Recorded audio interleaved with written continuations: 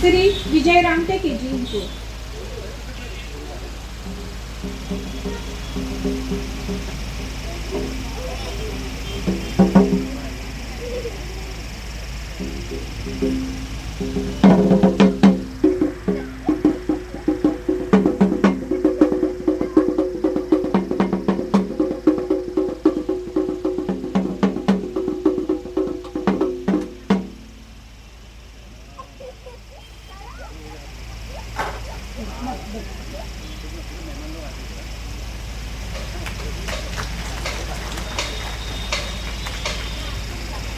हमारे आज के कार्यक्रम के अध्यक्ष श्रीमान डॉक्टर विनोद अनावरत जी, इनको ससम्मान स्टेज पर ले आएंगे।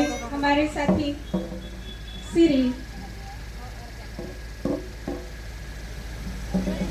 श्रीमा ज्योति मैम और श्रीमा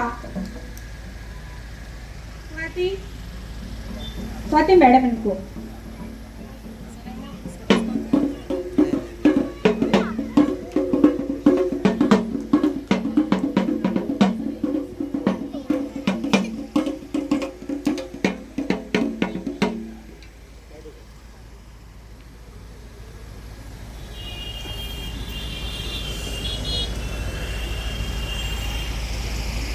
स्वागत है सर। और हमारे मेहमान श्री माँ प्रेमा, इनका स्वागत करने के लिए मैं मंच पर बुलाना चाहूंगी श्री माँ प्रीति बेहद इनको।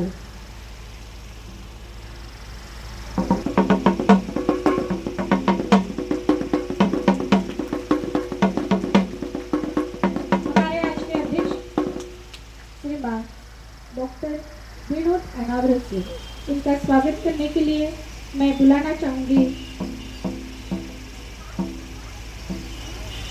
श्रीमान ज्ञानी पिल्लेवांची इनको।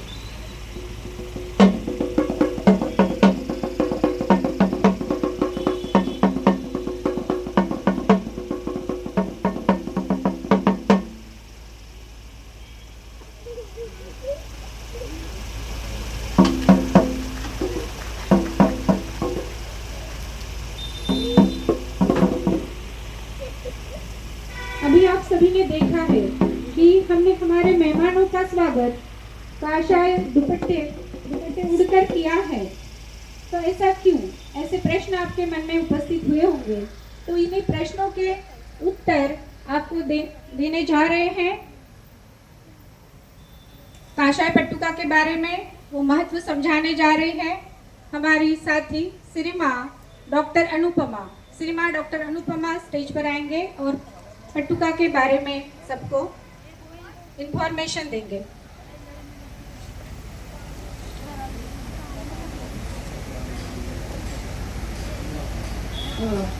मंच पर आसीन भिक्खु संघ को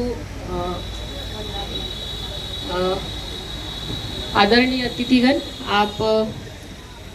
आपको अभी आप लोगों ने देखा, ध्यान दिया होगा कि हमारा ये जो कार्यक्रम शुरू हुआ उस समय हम लोगों ने जो हमारे अतिथि है आज के, इनका स्वागत हमने एक इस कलर की, जिसको हम काशाय पट्टुका कह रहे हैं, जिस पर अष्टचक्र बना हुआ है, इस प्रकार अष्टचक्र बने हुए काशाय रंग के वस्त्र से हमने इनका स्वागत किया। ऐसा क्यों?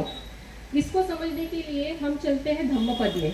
तो धम्मपद में एक गाथा आती है, अनिक्का साव कासाव न स वत्थ परिदेहसी अपेतो दमसच्चेन न सो कासावम रहती। अर्थात जो व्यक्ति चित्तमलों से युक्त काशाय वस्त्र को धारण करता है, या जो व्यक्ति सत्य और संयम से रहित होकर काशाय वस्त्र को धारण करता है, वास्तव में वो व्यक्ति काशाय वस्त्र का हकदार नहीं होता, या काशाय वस्त्र उसके लिए नहीं बने हैं। इसको हम इस प्रकार कह सकते हैं। तो इस गाथा में, धम्मपद में, यमक वग्ग के 9वें नंबर पे जो ये गाथा आती है, इस गाथा में बार बार हम देख रहे हैं कि काशाय शब्द आता है और चित्तमल की बात की गई है। तो ये काशाय किसको रिप्रेजेंट करता है? तो ये काशाय रंग जो है, भगवान ने इस काशाय रंग को मल या चित्तमल या मल के प्रतीक के रूप में ये प्रयोग किया है। मतलब चित्तमलों को प्रदर्शित करने के लिए काषाय रंग का प्रयोग उस गाथा में भगवान द्वारा किया गया है। तो इसीलिए ये जो पट्टुका है काषाय रंग की है। अब इस काषाय रंग का अर्थ मन का मैल, और इस मन के मैल के प्रतीक के रूप में ये जो रंग प्रयोग किया गया है, इसको दूर करने के लिए भगवान ने क्या मार्ग बताया है? आर्य अष्टांगिक मार्ग। इसीलिए हम जो देखते हैं वो हमारे अंदर जो चित्तमल है, इस चित्तमल की परिशुद्धि के लिए जो आर्य अष्टांगिक मार्ग या अष्टविनय मार्ग की बात बुद्धा ने बताई है, उसको रिप्रेजेंट करने के लिए, उसको प्रदर्शित करने के लिए हमने ये काषाय पट्टुका अष्टविनय चक्र से युक्त आज हमारे अतिथियों के गले में पहनाकर स्वागत किया है। तो ये स्वागत की परंपरा हम जब रखते हैं तो उसके पीछे क्या कारण है, क्यों करते हैं, ऐसा ही क्यों, ये हमारे लिए क्लियर होना बहुत ज़्यादा आवश्यक है। अब हम दूसरी बात पर आते हैं। आप लोगों ने अधिकतर देखा होगा कि बौद्धों के जो भी प्रोग्राम्स या कार्यक्रम होते हैं उसमें हमारा जो बुद्धिस्ट फ्लैग होता है या 5 षड्रश्मि ध्वज जो होता है उसकी पट्टुका आपने गले में डालते हुए मेहमानों के देखी होगी। तो इसके पीछे क्या लॉजिक है या क्यों डालते हैं उसको हमें जानना जरूरी है।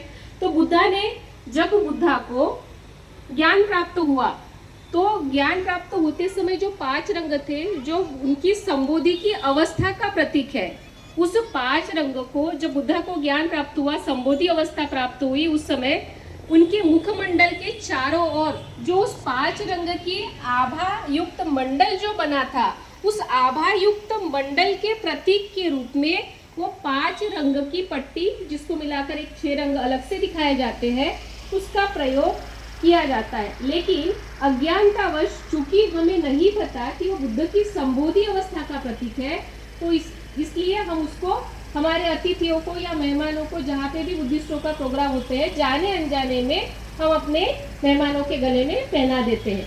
तो आज से मैं ये आप लोगों से इस मन से ये निवेदन करूंगी कि यदि हमें ये बात यहाँ से पता चलती है तो ये किसी सामान्य व्यक्ति को का पहनना और पहनाया जाना, दोनों की दोनों प्रथाएं क्या है, अनुचित है, क्योंकि बुद्ध की संबोधि अवस्था सामान्य व्यक्ति के लिए असामान्य है। तो इसीलिए ऐसा प्रयोग किया जाना चाहिए, हमें ऐसा लगता है। यही हमारे जो पट्टुका है इसके बारे में विवरण है। आशा करती हूँ कि आप लोगों को इसका जो कारण है इसके पीछे का वो समझ में आया होगा। साधुवाद।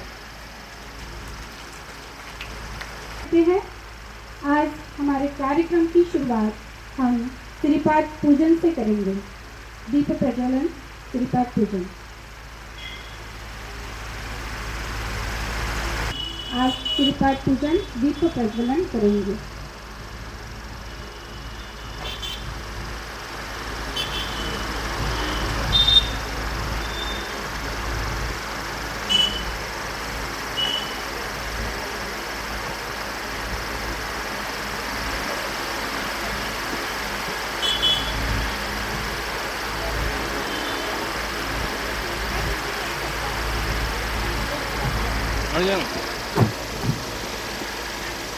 फैन को बंद कर दीजिए ना, यहाँ से बटन है ना, ये बैटनियाँ निकाल दीजिए ना बटन।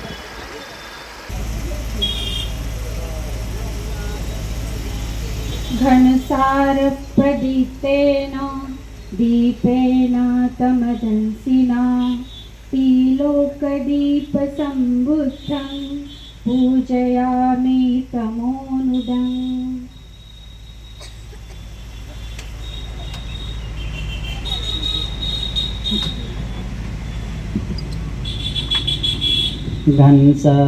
घनसारप्रदीप्तेन दीपेन तमदंसिना त्रिलोकदीपं संबुद्धं पूजयामि तमोनुदम्। सभी लोग हाथ जोड़ लें। भगवान का ये सामने जो पंचशील दीप प्रज्वलित किया जा रहा है। घनसारप्रदीप्तेन दीपेन तमदंसिना त्रिलोकदीपं संबुद्धं पूजयामि तमोनुदम्। अब भगवान के सामने हम सभी लोग पुष्प, उनके आचरणों में पुष्प अर्पित करेंगे।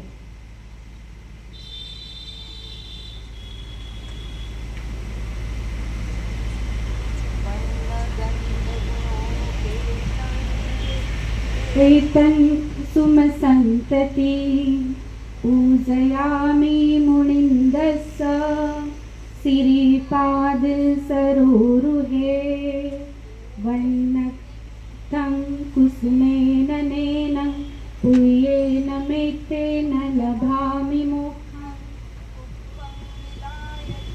वनगन्धगुणोपेतं एतं कुसुमसन्ततिं पूजयामि मुनीन्द्रस्स सिरिपादसरोरुहे पूजेमि बुद्धं कुसुमेन नेन पुय्येन मेथेन लभामि मोक्षं ओभं मिलायतायदं मे कायो तथा याति विनाशभावं। भगवान के श्रीपाद में, उनके आचरणों में पुष्प अर्पित कर रहे हैं। मंच पर बैठे प्रबुद्धजन, विद्वानजन और सभी लोग बड़ी श्रद्धा से हाथ जोड़े हुए भगवान को नमन कर रहे हैं।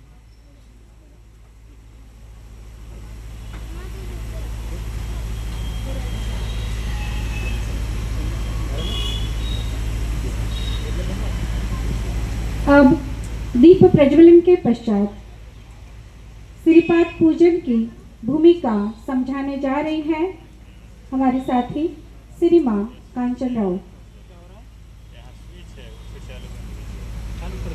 स्विच में लगा दीजिए, चालू कर दो। इधर नहीं दिखा तो हम लोग को लगा कि नहीं है क्या।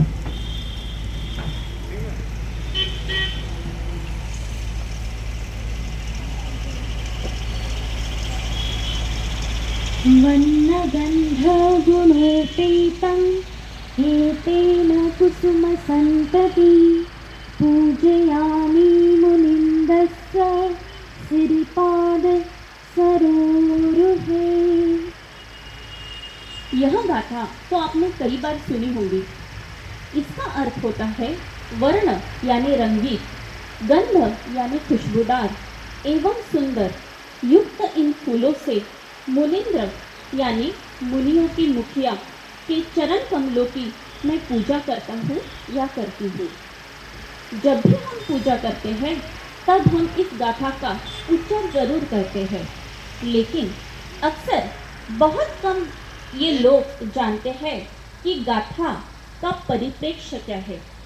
यह गाथा सिरी यानी श्रेष्ठ ऐसे भगवान बुद्ध के पाद यानी पैर, श्रेष्ठ ऐसे भगवान बुद्ध के पैरों को वंदन करने की परंपरा संस्कृति के अनुसार है। आपको शायद पता होगा कि जब बुद्ध शारीरिक रूप से जीवित थे तब उनकी कुटिया के सामने लोग फूल अर्पण किया करते थे।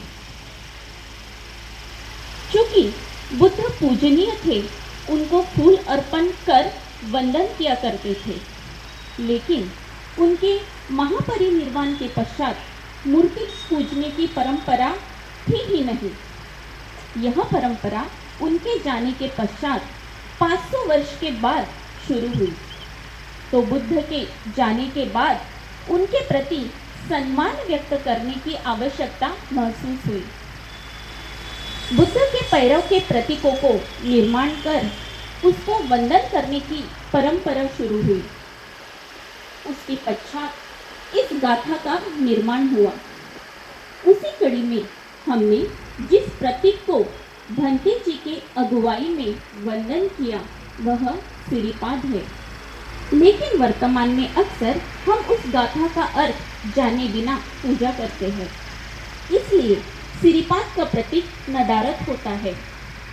इसलिए इसके मद्देनजर रखते हुए लोगों में अधिक स्पष्ट रूप से संदेश जाए ऐसा जिन्हें लगता है उन्होंने बुद्ध मूर्ति के सामने सिरिपाद रखना चाहिए। साधु, धन्यवाद।